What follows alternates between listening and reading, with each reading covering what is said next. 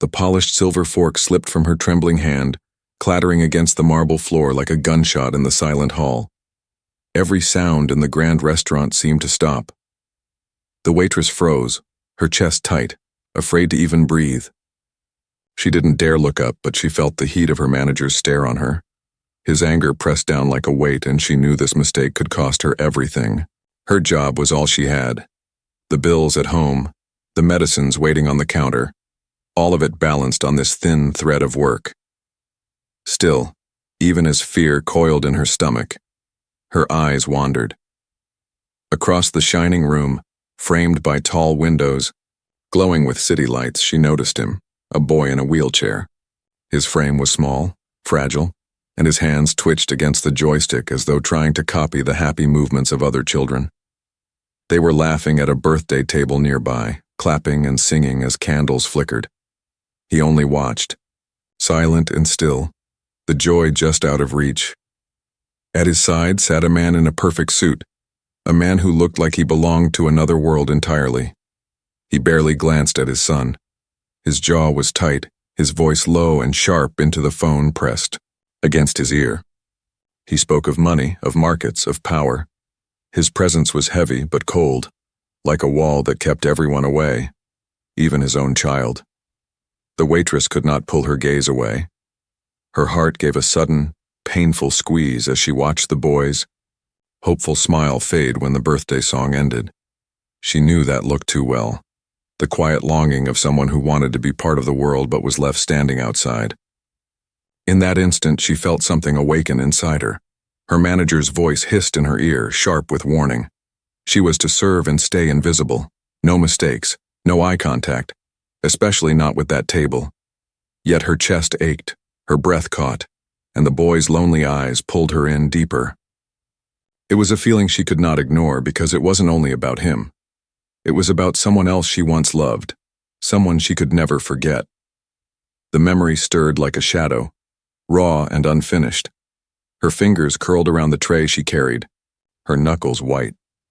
She tried to focus on her work, on the glasses and plates in front of her, but every time she moved, she found herself stealing a glance at the boy again, as if the silence between them was speaking louder than anything else in the room. She thought she had buried that feeling years ago, but here it was again, alive and demanding. In that moment, standing in the glow of chandeliers and the cold weight of her manager's fury, she understood a dangerous truth. Some mistakes are worth making. And maybe, just maybe, this was one of them. Maya steadied the tray in her hands, but her thoughts were far from the glasses and plates she carried. Every step she took across the polished floor felt heavier than the last. She knew her manager's eyes were on her, sharp as knives waiting for her to slip again, but her own gaze kept drifting, pulled again and again to the boy in the wheelchair. She saw things no one else bothered to notice, the way his eyes followed the rising bubbles in a glass of champagne, the tiny flicker of hope in his lips when the birthday candles lit up across the room, and then, almost too painful to watch, the way his shoulders dropped as the moment ended, like the world had closed its doors on him once more. Others might have seen only silence in the boy, but she read it like a book. She knew what it meant, when fingers twitched at a beat no one else thought he felt. She recognized the desperate glance toward laughter he couldn't join. This wasn't a blank stare. This was a voice trapped behind still lips, her manager's warning replayed in her ears. Serve. Do not speak. Do not look at that table.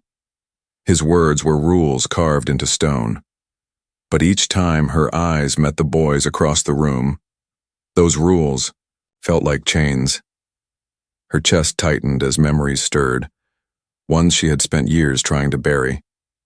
She remembered nights spent in hospital rooms, the sterile smell of medicine, the sound of monitors beeping steadily through the darkness.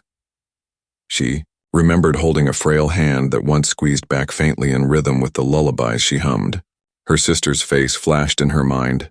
The same longing, the same fight to be heard in a world too busy to notice. The memory cut her open all over again. That same silent scream she had lived with was alive in the boy's eyes now. And though she had told herself she would never break again, here it was, pulling at her, daring her to care, daring her to step beyond her fear. Her feet moved on their own as she served other tables. She smiled her practiced smile, poured wine with steady hands, and set down plates of food worth more than a week of her wages. To everyone else, she was calm, professional, invisible.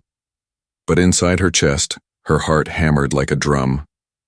Every time she passed the boy's table, she risked a quick glance, stealing tiny fragments of his world. The father remained a statue of indifference.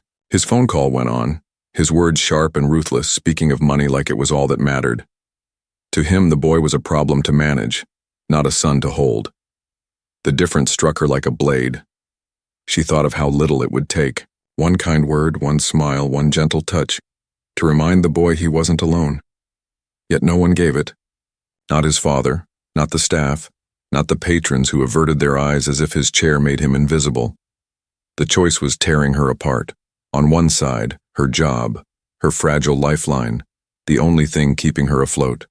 On the other, a child's silent plea that reached straight into the hollow of her soul. Her manager's shadow passed behind her like a predator circling prey. She knew he would not forgive her if she disobeyed. The safe path was clear. Look away, keep walking, protect what little she had. But then from the corner of her eye, she saw the boy's lips part ever so slightly, not in words, but in a small, breathless sound as the music swelled from the birthday table.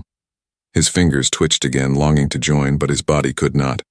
Her breath caught, her hands trembled, and she realized the truth she had been avoiding. If she walked away now, she would betray not only him but herself. She would betray her sister's memory. The fear in her chest was sharp, but beneath it, something stronger stirred. A quiet, dangerous rebellion. The glasses on her tray rattled as she carried them. But it wasn't from the weight. It was her hands, shaking with a storm that had nothing to do with the wine or the crystal. Her manager's words still rang in her ears. Do not approach that table, do not look at them, serve and disappear. His voice had been cold, sharp, the kind of warning that promised punishment without mercy. And yet, across the room, she felt those eyes. The boy's eyes. They followed the laughter and clapping at the birthday table with a longing so deep it was almost painful to watch. Every small detail of his struggle carved its way into her chest. The twitch of his fingers, the tilt of his head, the way his lips parted as if words might come but never did. He wanted to belong. He wanted to dance. But the world had locked him away inside silence. She delivered a plate of lamb to a couple, in glittering clothes. They didn't see her, not really. To them, she was a shadow, a hand setting down food before vanishing again. But as she bowed her head, she stole another glance. And there he was, the boy in the wheelchair, staring so hard at joy he could never touch. His father didn't notice. Or maybe he didn't care. The man's voice droned on into his phone, each word about markets and deals, never once about his child. The weight of the choice pressed harder. She knew the rules. The boy was untouchable. His father was power incarnate, the kind of man who could ruin her with a single word. One mistake, one wrong glance, and her world would crumble. She'd lose her job. The bills at home would pile up. Her mother's medicine would vanish from the shelves. She couldn't afford to risk it. She told herself this as she straightened her apron as she carried another tray. Stay invisible. Do your work. Walk away. But then she remembered another room, a smaller one. Walls painted white but smelling of antiseptic. Machines humming. She remembered a thin hand, a small smile, and a voice that never came. She remembered how she had held her sister's hand, how she had sung to her, how she had whispered, "I know you can hear me." The doctors had said there was no proof, that her sister couldn't feel the rhythm, couldn't follow the sound. But she had seen the spark. She had seen the truth in her eyes. Now, across this polished hall of wealth and silence, she saw it, again, that same spark, that same plea, and her chest burned with the weight of memory. If she turned away now, she wouldn't just betray the boy. She would betray her sister's memory too. Her breath came quicker. Her steps slowed.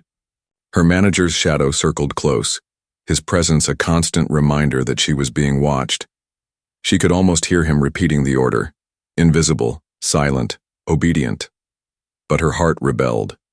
She stood at the edge of the decision, and for a moment fear tried to hold her back, fear of losing everything, of being cast out. But compassion was stronger. It was louder. It told her that the boy deserved more than silence, that someone needed to see him. And so she made the choice. A choice that could cost her everything, her job, her safety, her future. But it was a choice that felt more human than anything she had done in years. She shifted her steps, her tray empty now. Instead of turning back toward the safety of the kitchen, she turned toward the boy's table. Her heart pounded like thunder. Each step was a rebellion, a betrayal of rules, but also a promise. A promise to the boy and to the sister she had lost. She would not look at the father. She would not speak to power.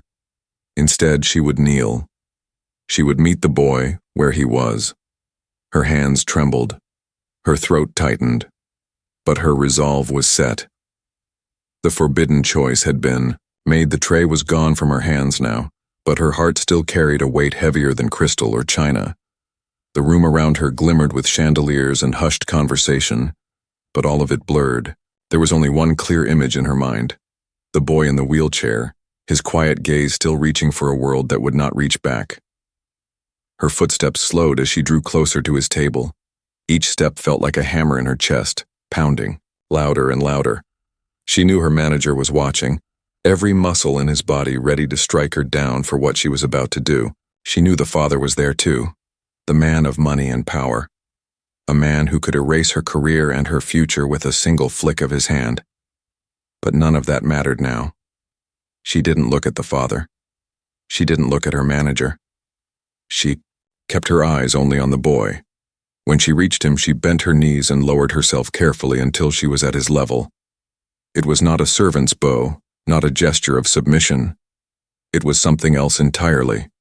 It was a way of saying, "I see you. I am here with you." The boy's head, which had been slumped forward in resignation, lifted slowly. His eyes, pale and distant just moments ago, sharpened into sudden focus. He wasn't staring at the room anymore. He was staring at her. Her voice was soft, barely louder than a whisper meant only for him. "I feel it too," she said gently, tapping her chest with 2 fingers. "The beat, it makes you want to move, doesn't it?" The boy blinked. For a moment, silence held its breath. Then, almost like a miracle, he gave the smallest of nods. It was so slight that anyone else might have missed it, but she saw it clear as sunlight. Her heart skipped and her eyes stung with tears she fought to hold back. This was not an empty stare. This was life. This was connection. The father's head snapped up from his phone. His expression hardened into a storm, his lips already shaping. The words, "Get away from my son." Rage flared in his eyes, not just anger at her daring, but fear of losing control in front of the world. But the words never left his mouth. He froze, caught in the impossible sight of his son responding, truly responding, to someone. His jaw clenched, his chest rose sharply, but he could not speak. The waitress felt the danger like a knife at her back. One wrong move and she would be ruined. Still, she leaned in closer, her voice low and steady. "May I?" she asked, her hand hovering above the boy's pale fingers resting on the chair's armrest. She wasn't reaching without consent. She was asking him, the one no one ever asked. The boy's eyes flicked to his father, a lifetime of silent obedience and hesitation written in that tiny glance. The father remained still, his face unreadable, but his son looked back at her. And then, with surprising strength for someone so frail, he nodded again. Her hand lowered gently until her warm skin rested on his cool fingers. It was not grand. It was not loud. But it was enough. In that touch, something invisible broke open. A soft sound slipped from the boy's lips. Not a word, but a breathy gasp filled with delight. His lips curved into the faintest smile, hesitant, but real. The waitress felt her chest ache with recognition. It was the same smile she had once seen in her sister, the same spark of joy hidden beneath years of silence. Around them, the restaurant's polished calm began to shift. Patrons turned their heads. Forks paused midair. Even her managers. Steps faltered, confusion flickering in his eyes. The forbidden act had broken the silence. The invisible had been seen, and the waitress, trembling but unafraid, knew this was only the beginning. The boy's small nod was like a spark in the dark. The waitress felt it travel from her fingertips into her chest, a pulse of life she hadn't felt in years. She didn't rush, didn't force anything. Her hand stayed gently over his, warm and steady, letting him know she was there and not going anywhere. The music from the birthday table swelled again, a cheerful pop song drifting across the hall. Most ignored it, but not the boy. His eyes widened, his breath caught, and his lips curved into a fragile smile. He wanted the rhythm, wanted to join. She could see it as clearly as if he had spoken the words out loud. Her thumb tapped softly against his knuckles. Tap, tap, tap. She matched the beat of the song, simple and sure. His eyes followed her hand, and then his chest rose in a trembling laugh. Not quite sound, but close. That single gasp of joy was louder than any applause she had ever heard. The waitress's throat tightened. She leaned closer and whispered, "We can make the music ours." Slowly, with infinite care, she reached down and unlocked the brakes on his chair. The wheels gave a soft click, freeing the boy from stillness. Her own steps were light, deliberate, as she began to move with the rhythm. She didn't push the chair like a piece of furniture. She guided it like a partner, circling gently in time, with the beat. She spun once, slow and graceful, her movement syncing with the song. The boy's head lifted higher, his shoulders leaned slightly with the turn, his body tilting into the rhythm. For the first time, he wasn't just watching. He was part of it. The room began to shift. Conversations faded, forks lowered. One by one, faces turned toward the quiet miracle happening on the marble floor. A waitress, breaking every rule of her profession, was dancing with a boy who had been invisible moments before. She moved with elegance, not flashy, not exaggerated, but pure. Each sway of her body was a wordless story. She had danced like this before, in small hospital rooms, spinning an old chair around with her sister, humming to cover the silence of machines. Those memories flowed into her steps now. This dance wasn't just for the boy. It was for her sister, for the smiles they had shared, for the life that had been too short but never forgotten. Her eyes shimmered, but her smile grew stronger. She bent low, encouraging the boy to lean with her. "Feel it here," she whispered, tapping her chest again. And he did. His thin arms twitched, his lips parted, and then a sound escaped, a breath, sharp and joyous. Then another, a laugh, a real living laugh. It spread across his face like sunrise. His whole being lit up in that moment, joy breaking through years of silence. He laughed again, louder, and his smile grew wide and radiant. The waitress felt tears roll down her cheeks, but she didn't stop moving. She spun him once more, and he leaned into it, laughing as if the whole world had opened its arms. At the table, his father was frozen. The phone had slipped from his hand without him noticing. His mouth was half open, his eyes wide and wet.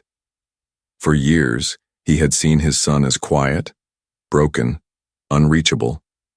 Now, in front of everyone, his boy was alive, with joy, smiling in a way he thought he would never see again. The waitress guided the chair into one last circle. The song reached its final chord and hung in the air, trembling with silence. Then slowly, hands began to clap. First one, then another. Soon, the applause spread across the restaurant, soft at first, then louder, until the whole room was filled, with the sound of hearts moved by what they had witnessed. The waitress stood behind the boy's chair, her hands still resting lightly on the handles. Her chest rose and fell with heavy breaths, tears still on her face. She didn't think of the manager, or the rules, or even her job. None of it mattered. All that mattered was the boy's smile, still glowing, still shining, as though the music had never stopped. The last note of the song faded, and the restaurant held its breath. The boy was still smiling.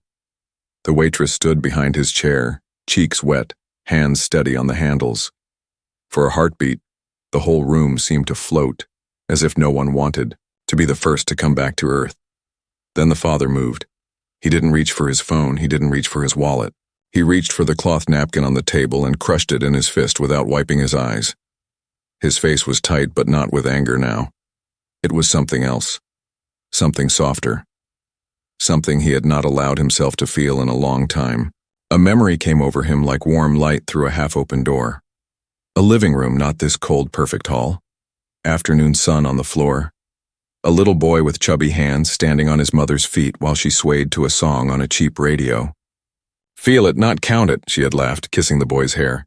"Let the music live inside you." The father had stood in the doorway that day, smiling without thinking about money or time. Back then, life had been simple. Back then, the world had not broken. He had buried that room. He had sealed it behind long days, hard travel, glass walls, and numbers that never stopped growing. He told himself he was doing it for his son. He told himself that power would protect what was left. But the power became a wall, and the wall kept the boy out too. Across the floor, the manager took a step forward, jaw set, ready to end the scene and restore order. The father lifted his hand without looking at him. The gesture was small, but absolute. "Stop. Do not interfere." The manager froze mid-stride, the rulebook dying on his lips. A murmur passed through the room, then settled. The father stood up. His chair scraped the floor, a loud, ordinary sound in a room that had just seen something extraordinary. He walked around the table with slow, careful steps like a man crossing a narrow bridge. He had been the loudest voice in every room for years. Now his voice would not come. When he reached his son, he knelt. He did not kneel often. He did not need to. But he knelt now, the expensive suit creasing, the marble cool under his knee. He placed one hand on the armrest and one hand over the boy's fingers where the waitress's hand had been a moment before. The boy looked at him, not through him, not past him, but at him. Their eyes met. The father's chest shook. "I'm here," he whispered. Two simple words. He had said them before in hospital corridors, at conference calls, to assistants outside boardrooms, but they had not sounded like this. This was not a schedule promise. This was a truth said out loud. The boy's smile grew softer, steadier. He leaned his head just a little toward his father's shoulder. The father closed his eyes for a second, as if the weight of that small movement was too much to hold with open eyes. When he opened them, again they were bright, not with anger, not with control, but with something like relief. He looked up at the waitress. He had noticed her earlier only as part of the room. Another worker, another moving piece that made his life smooth. Now, she was not a piece. She was a person who had seen his son when he had not. He tried to speak. The word broke. He swallowed and tried again, softer. "Thank you." She shook her head, breath still uneven. "He did it," she said. He only needed someone to hear him. The father stared at her for a long moment. He had hired specialists. He had flown to the best clinics. He had studied charts and paid for machines that beeped and blinked. None of it had felt like this. None of it had cracked open his heart the way a simple dance had done. He stood and turned to the room. The staff waited for his judgment. The guests waited to see which way the weather would turn. He was used to shaping rooms with a sentence. Today he did not want to shape anything. He wanted to keep a small, fragile thing safe. "It's all right," he said, voice low but clear. "Let him enjoy it. No grand speech, no performance. Just permission. Late, but real." The tension drained from the air. Conversations restarted, hushed and warm. A woman at a nearby table dabbed her eyes and smiled at the boy. The birthday child waved shyly. The boy lifted his fingers in a little. Wave back, awkward, brave, perfect. The father returned to his chair slowly, as if learning to sit in a new body. He did not reach for his phone. He slid it farther away. He didn't want the world crowding in again. Not yet. He wanted to keep the sound of his son's laugh in his ears for as long as it would stay. He watched the waitress wheel the chair gently back toward the table, not to end the moment but to wrap it carefully like a gift. Her movements were steady now, not nervous at all. She looked like someone who had carried heavy things for a long time and had learned how to set them down without breaking them. The father noticed details he had never cared to see. The small crack in the waitress's thumbnail, the faint shine where the wheel rims were touched 100 times a day, the way her shoulders squared before every risk as if bracing for a hit she could not avoid. He wondered what her life cost her each month. He wondered who she was trying to keep safe with that paycheck. He wondered why no one had seen her before today. His mind, trained to solve problems with money and speed, rushed forward. Raise her pay, call someone, fix things. But for once he told it to slow down. This wasn't a problem. This was a moment. Money could come later. First he had to be a father. He leaned toward his son. "Do you want another song?" he asked softly. The boy's eyes brightened. He nodded, small sure. The father looked to the birthday table. "Would you mind one more?" he asked the family. The parents nodded at once, happy to lend their joy to this strange new circle they had all stepped into together. A second song started, softer than the first. Not a party track. Something gentle with a steady beat. The waitress did not lead this time. She stood beside the chair and let the boy feel the music on his own.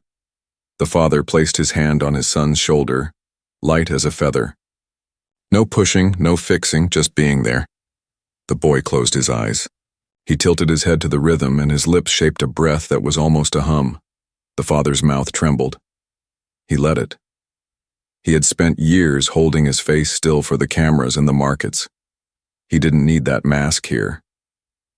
Across the room, the manager finally lowered his hands.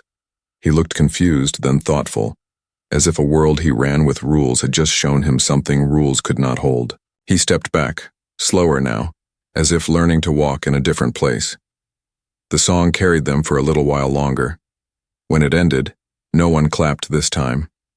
They didn't need to. The quiet felt right, like a promise kept. The father exhaled, in a long, shaky breath. He looked at his son, then at the waitress, then at the phone lying face down on the linen. In that small triangle, a decision formed, simple, heavy, and final. He slid the phone farther from him and turned it off. Tomorrow's deal could shout as much as it wanted. Tonight he had heard something louder. He rested his palm on the table, steady now, and met the waitress's eyes again. Something in his face had changed. Not the features, the setting. The steel had softened. The distance had closed. "Stay for a minute," he said quietly. "Please." There was more he needed to say. More he needed to do. But not with the old voice, not with the old tools. He would choose different words now. He would choose a different road. And as the city lights blinked beyond the tall glass, a father, a son, and a tired waitress sat together, for once with no rush, no mask, no wall between them, at the edge of a choice that would change all three lives when the night finally let them go. The waitress stayed beside the chair because the father had asked her to. She did not know what would happen next. She only knew that the room felt different now. It was calmer, warmer, as if the dance had opened a window and let fresh air in. The manager came close, lips thin, ready to deliver a speech about rules. The father lifted his hand again. One small gesture. "Stop." The manager stepped back. He looked lost for a moment, then turned and told a server to bring water. No one argued. The change in the room was quiet but clear. The father faced his son first. He did not rush. He did not speak like a man giving orders. He spoke like a man learning how to speak again. He touched his son's hand and said very softly, "I am here." The boy looked at him and leaned his head the smallest distance toward that touch. It was not much, but it was everything. The father closed his eyes to hold back a second wave of tears and then opened them, steady. He turned to the waitress. He searched for words that felt honest. "I did not see what you saw," he said. "Thank you for seeing him." She shook her head and told him the truth. She said she once pushed another chair in a small room that smelled like medicine. She said music had been their bridge when words could not help. She said she had promised herself to be careful with that memory, to keep it safe. But tonight the boy's eyes had called to it, and she could not walk away. The father listened. He did not look at his watch. He did not look at his phone. He asked for her name. She gave it, shy and plain. He repeated it as if to make sure he would not forget. He asked what she wanted to do with her life if money did not scare her. She blinked, surprised, and then said she had always wanted to learn more about therapy that uses rhythm and movement for children who live in silence. She did not say it with a plan. She said it like a wish that had learned to stay quiet. The father nodded once. He did not make a speech. He did not promise the world. He did something simpler.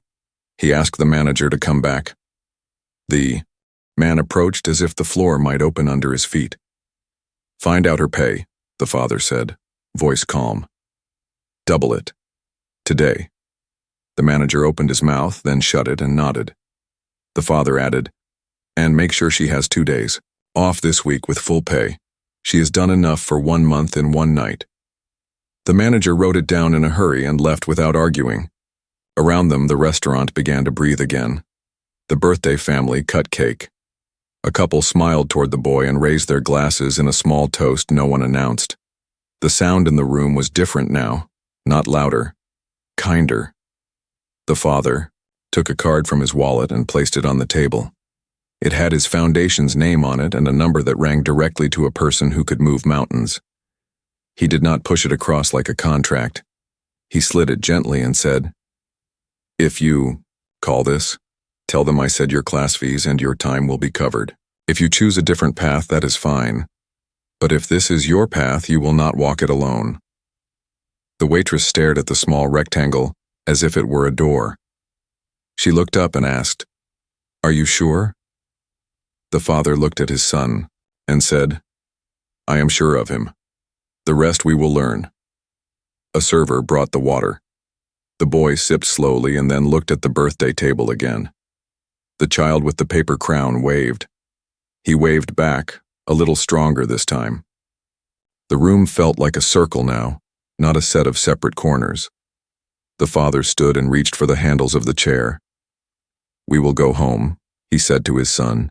"Music at home is good too." The boy nodded, bright with tired joy. The father turned to the waitress. "Will you write down the songs you used to hum?" he asked. "And the ones that work here, I would like to learn them." She took a slip of receipt paper from her apron and a pen that barely worked, and she wrote a small list in careful letters. She handed it to him like a gift. He folded it with care and placed it in his inside pocket, not with the phone, not with receipts, but close to his heart. At the front entrance, the night air was cool. The driver stepped forward, but the father lifted a hand. "Not tonight." He opened the van himself, adjusted the ramp, and guided the chair in with the unhurried patience of someone who has finally decided what matters. He fastened the straps, then he leaned in and placed a kiss on his son's hair. "Home," he said, and the boy smiled as if the word itself was a song. Before he closed the door, the father turned back to the waitress. There was no power in his posture now, only thanks. "You did not just dance with him," he said. "You gave me a way back to my son." She could only nod. Words would have broken in her mouth if she tried them. The van pulled away, taillights soft against the city. The waitress stood on the steps with the card in her pocket and the cold night on her face. She did not think of the new wage. Not yet. She thought of a small room from years ago and a girl who had laughed without sound when the chair spun just right. The ache in her chest did not vanish, but it changed shape. It felt less like a hole and more like a door that could open, when music played. Inside, the restaurant drifted back toward its routine, but it was not the same place. The manager returned with a form for human resources and a careful apology that sounded new in his own mouth. The staff smiled at her in a quiet way that said they had seen something they would keep. She finished her shift without shaking. The glasses sat safe on her tray. The marble floor did not scare her anymore. When she went to the locker room, she took the foundation card out one more time and read her own name there where he had written it in a neat hand. She did not cry. She breathed. Later, walking home under the streetlights, she put in one earbud and played a simple song with a steady beat. Her steps found it. Not big steps. Not a performance. Just a small sway that a tired city would not notice. Somewhere across the river, a father was doing the same thing beside a bed, his hand on a small shoulder, learning to count the rhythm by feel instead of by time. Two lives had not been fixed by money. They had not been changed by force. They had been turned gently, the way a dancer turns a partner with open hands. A waitress, a boy, and a father had met in the middle of a hard world and made a little space where music could live. That was enough to begin again.